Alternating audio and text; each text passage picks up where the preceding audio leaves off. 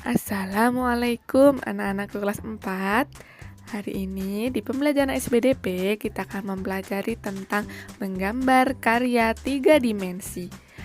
Nah, sekarang siapkan dulu buku tema 8, subtema 3-nya, dan mari kita mulai pembelajaran kali ini bersama-sama. Untuk mengingat kembali apa itu karya 3 dimensi, coba anak-anak perhatikan 2 gambar berikut ini. Yang manakah yang merupakan karya 3 dimensi? Ya, betul sekali. Vas bunga yang berbentuk kotak adalah karya 3 dimensi. Apakah anak-anak tahu kenapa? Ya, karena vas bunga berbentuk kotak ini memiliki panjang, lebar, dan tinggi. Selain itu, vas bunga berbentuk kotak ini memiliki volume juga. Nah, itulah mengapa disebut dengan karya 3 dimensi. Sedangkan lukisan, gambar, dan foto merupakan karya 2 dimensi. Nah, Nana sudah bisa membedakan ya antara karya 2 dimensi dan 3 dimensi.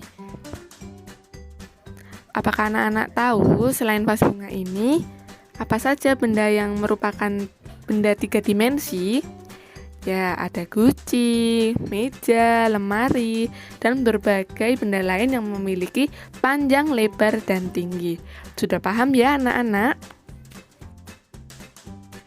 Setelah memahami apa saja bentuk-bentuk benda 3 dimensi, sekarang kita akan mempelajari jenis gambar bentuk 3 dimensi. Yang pertama adalah gambar bentuk benda kubistis. Nah, benda kubistis adalah benda-benda yang menyerupai bangun, kubus, atau balok. Contohnya seperti lemari, meja, kemudian ada bak mandi, dan sebagainya. Yang kedua adalah gambar bentuk benda silindris. Benda silindris adalah bentuk benda yang menyerupai bentuk silindris. Contohnya bisa Nana lihat ya, ada ember, kemudian ada teko, gelas, guci, dan sebagainya. Yang ketiga adalah gambar bentuk benda bebas. Benda bebas adalah benda yang bentuknya tidak beraturan, jadi tidak seperti kubistis ataupun silindris. Contohnya ada gambar buah, bunga, batu, dan benda-benda alam lainnya. Nah, setelah kita mempelajari bentuk gambar 3 dimensi, sekarang kita akan melanjutkan di bagian teknik yang bisa digunakan dalam menggambar gambar bentuk 3 dimensi. Mari kita simak bersama. Sekarang kita akan mengulangi kembali teknik dalam menggambar bentuk ya, supaya anak-anak selalu ingat dan semakin paham. Yang pertama ada teknik arsir, yaitu menggambar dengan cara menorehkan pensil atau spidol berupa garis-garis berulang yang menimbulkan kesan gelap terang, gradasi, atau kesan dimensi. Yang kedua adalah teknik sapuan basah atau akuarel ya, jadi sapuan tipis. Nah, teknik ini menggunakan bahan yang menggunakan campuran air seperti cat air, cat poster, dan sebagainya. Yang ketiga adalah teknik dusel atau gosok. Nah, teknik ini menggambar dengan cara menggosok sehingga menimbulkan kesan gelap terang atau tebal dan tipis. Kemudian yang keempat ada teknik siluet atau blok, yaitu teknik menutup objek gambar dengan menggunakan satu warna sehingga menimbulkan kesan siluet. Yang kelima adalah teknik pointillis, yaitu teknik menggambar dengan menggunakan titik-titik hingga membentuk objek. Nah, barusan adalah penjelasan tentang teknik menggambar yang dapat digunakan saat ingin menggambar bentuk 3 dimensi tadi.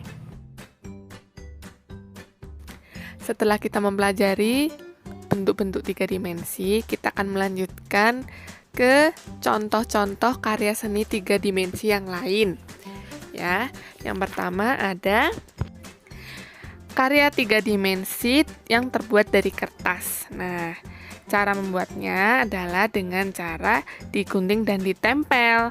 Contohnya Nana bisa lihat ya, seperti ada maket, kemudian bentuk-bentuk hewan dari kertas, dan sebagainya.